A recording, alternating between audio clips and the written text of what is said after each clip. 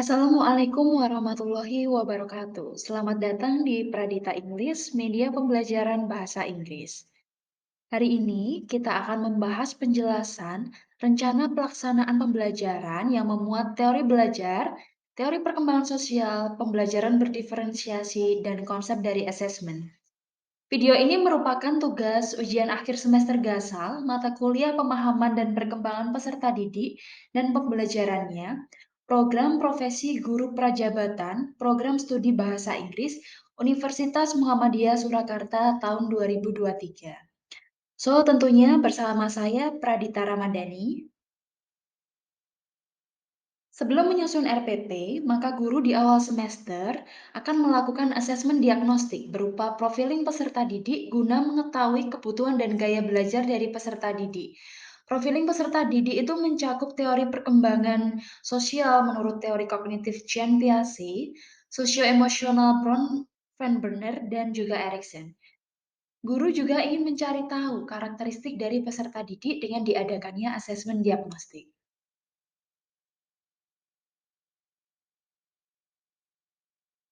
Di sini ada kompetensi dasar dan indikator pencapaian. Untuk kompetensi dasar ada dua, yaitu 3.5 dan 4.5. Untuk kompetensi dasar 3.5 diturunkan menjadi 2 IPK atau 2 indikator pencapaian kompetensi. Yang pertama yaitu 3.5.1 menganalisis fungsi sosial struktur teks, unsur kebahasaan teks naratif lisan dan tulis dengan memberi dan meminta informasi terkait cerita pendek yang menggunakan KKO C4. Kemudian diturunkan menjadi 3.5.2 yaitu membuat resume, fungsi sosial, struktur teks dan unsur kebahasaan teks naratif lisan dan tulis dengan memberi dan meminta informasi terkait cerita pendek. Untuk kompetensi dasar yang kedua, 4.5, menangkap makna secara kontekstual terkait dengan fungsi sosial, struktur teks, dan unsur kebahasaan teks naratif lisan dan tulis terkait cerita pendek diturunkan menjadi 2 indikator pencapaian kompetensi, yaitu 4.5.1 dan 4.5.2. Isi dari 4.5.1 yaitu menyajikan teks naratif lisan dan tulis dengan memberi dan meminta informasi terkait cerita pendek dengan memperhatikan fungsi sosial, struktur teks, dan unsur kebahasaan secara benar dan sesuai konteks menggunakan KKO C6. Kemudian diturunkan juga menjadi 4.5.2 yaitu membuat teks naratif lisan dan tulis dengan memberi dan meminta informasi terkait cerita pendek dengan memperhatikan fungsi sosial, struktur teks, dan unsur kebahasaan secara benar dan sesuai konteks menggunakan KKO C6. Untuk tujuan pembelajarannya, di sini menggunakan rumus ABCD. Adapun tujuan pembelajaran dibagi menjadi 4. Yang pertama, melalui penjelasan materi di PowerPoint dan video, peserta didik mampu menganalisis fungsi sosial, struktur teks, unsur kebahasaan, teks naratif lisan dan tulis dengan memberi dan meminta informasi terkait cerita pendek. Untuk yang nomor 2, dengan pembelajaran problem-based learning, peserta didik dapat membuat resume, fungsi sosial, struktur teks, dan unsur kebahasaan teks naratif lisan dan tulis dengan memberi dan meminta informasi terkait cerita pendek. Yang ketiga, dengan bimbingan guru, peserta didik mampu membuat teks naratif lisan dan tulis dengan memberi dan meminta informasi terkait cerita pendek atau short story dengan memperhatikan fungsi sosial, struktur teks, dan unsur kebahasaan secara benar dan sesuai dengan konteks. Dan yang keempat, peserta didik dapat menyajikan teks naratif lisan dan tulis dengan memberi dan meminta informasi terkait cerita pendek dengan memperhatikan fungsi sosial, struktur teks, dan unsur kebahasaan secara benar dan sesuai konteks kerja yang ditampilkan melalui slide PowerPoint maupun teks di buku dengan teliti. Kemudian untuk tahap pendahuluannya, dengan durasi 10 menit, di sini yang pertama, kegiatan pertama yaitu guru mempersiapkan siswa untuk siap dalam melaksanakan pembelajaran, seperti berdoa, absensi, dan menyiapkan sumber belajar. Ini merupakan pengkondisian dari peserta didik. Kemudian untuk yang kedua, guru memotivasi peserta didik tentang apa yang dapat diperoleh. tujuan dan manfaat dengan mempelajari materi dari short story. Kegiatan ini berfungsi untuk memotivasi dari peserta didik. Untuk yang ketiga, yaitu guru mengajak siswa untuk melihat video pembelajaran dengan memberikan pertanyaan pemantik yang terkait dengan short story. Kegiatan ini dinamakan dengan apersepsi. Pada tahap ini, memuat aspek pembelajaran berdiferensiasi, yaitu profil kesiapan peserta didik tentang kesiapan belajar. Selain itu, juga terdapat penerapan teori belajar behavioristik, di mana proses pembelajaran diartikan sebagai stimulus dan respon. Untuk selanjutnya yaitu tahap inti, yang terdiri dari 70 menit. Tahap inti dibagi menjadi 5 sintaks, karena di problem based learning terdapat 5 sintaks. Sintaks yang pertama yaitu orientasi peserta didik pada masalah. Di sini peserta didik diajak brainstorming tentang materi short story. Guru berupaya membangun pemahaman awal melalui pertanyaan mendasar. Di sini juga ada penerapan teori belajar konstruktivisme, yaitu membangun pengetahuan berdasarkan pengalaman yang telah dilewati oleh peserta didik, sehingga mereka sudah mempunyai pengalaman dan kemudian dapat diterapkan ketika dalam pembelajaran. Untuk sintak yang kedua, yaitu mengorganisasi peserta didik untuk belajar, di sini guru memasukkan aspek berdiferensiasi, yaitu diferensiasi konten sumber belajar.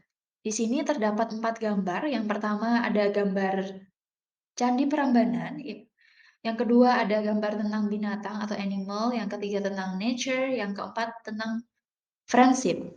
Nah, di sini guru memberikan kebebasan kepada peserta didik untuk memilih konten mana yang mereka sukai. Misalnya, jika peserta didik menyukai tentang historical place, mereka bisa memilih Candi Prambanan sebagai konten untuk sumber belajar mereka. Tetapi jika peserta didik menyukai tentang friendship, mereka juga bisa membuat konten belajar atau membuat short story tentang friendship sesuai dengan keinginan dan kesukaan dari mereka. Tahap ini merupakan tindak lanjut dari hasil asesmen diagnostik tentang perkembangan sosial dan karakteristik dari setiap peserta didik. Untuk sinteks yang ketiga, yaitu membimbing penyelidikan, siswa diminta untuk mengidentifikasi fungsi sosial, struktur teks, dan unsur kebahasaan yang digunakan dalam short story tersebut. Mereka dapat mengerjakan tugas tersebut dengan berbagai media seperti Canva, video, PowerPoint, maupun notes. Di sini mereka dapat memilih pembelajaran berdiferensiasi, karena di sini menekankan pada diferensiasi produk, pilihan produk, dan penilaian variatif. Jadi siswa jika mereka menyukai tentang membuat video, mereka bisa membuat short story dengan video. Tetapi jika mereka menyukai menggambar atau mereka menyukai untuk mendesain, mereka dapat membuat short story tersebut menggunakan Canva. Untuk sinteks selanjutnya, yaitu sinteks keempat, yaitu membimbing penyelidikan. Di sini masing-masing kelompok menyampaikan hasil diskusi terkait fungsi sosial, struktur teks, dan unsur kebahasaan. Kemudian untuk sinteks yang kelima, menganalisis dan mengevaluasi.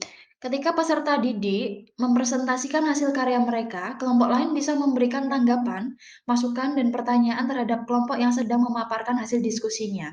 Di sini peran guru juga bisa memberikan feedback serta bimbingan kepada peserta didik untuk saling memberikan komentar satu sama lain yang membangun. Untuk tahap yang terakhir adalah tahap penutup. Tahap penutup di sini berdurasi 10 menit. Untuk yang pertama, kegiatan yang pertama yang dilakukan adalah peserta didik dan guru memberikan umpan balik terhadap proses pembelajaran. Kemudian untuk yang kedua, guru dan peserta didik melakukan refleksi pembelajaran. Setelah itu, guru bisa menanyakan kepada peserta didik bagaimana tentang pembelajaran hari ini, apakah peserta didik sudah paham tentang pembelajaran yang dibahas hari ini. Kemudian guru juga menanyakan bagaimana suara yang diberikan guru pada saat itu apakah sudah jelas atau belum. Kemudian guru menyampaikan agenda pada pertemuan berikutnya. Guru dan peserta didik kemudian menutup pembelajaran dengan berdoa bersama. Kemudian setelahnya, yaitu tahap penilaian. Di tahap penilaian ini dibagi menjadi penilaian beberapa jenis, yaitu pertama penilaian sikap, kemudian penilaian pengetahuan, dan penilaian keterampilan. Untuk yang pertama adalah penilaian sikap. Jenis penilaian sikap yang di sini yaitu menggunakan self assessment, yaitu penilaian yang dilakukan sendiri oleh peserta didik maupun guru yang bersangkutan dalam kepentingan pengelolaan kegiatan belajar mengajar di kelas. Dalam hal ini, guru menggunakan penilaian sikap dalam kegiatan diskusi. Berikut merupakan rubrik penilaian dari penilaian sikap.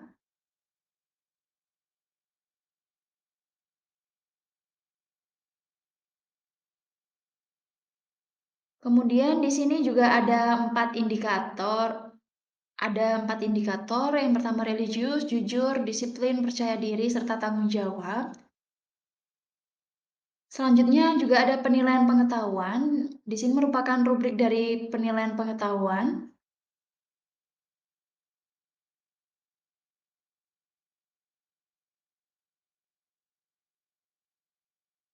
Kemudian untuk penilaian selanjutnya adalah penilaian keterampilan. Jenis penilaian keterampilan di sini menggunakan performance assessment, yaitu jenis penilaian yang meminta peserta didik agar dapat melakukan demonstrasi bersamaan mengaplikasikan pengetahuan. Dalam hal ini, guru juga dapat menggunakan penilaian keterampilan menulis. Berikut merupakan rubrik dari penilaian keterampilan dibagi menjadi 4 aspek. Yang pertama adalah grammar, and then spelling, diction, dan paragraph development. Berikut presentasi yang dapat saya sampaikan, kurang lebihnya mohon maaf. Sampai jumpa di channel berikutnya. Wassalamualaikum warahmatullahi wabarakatuh.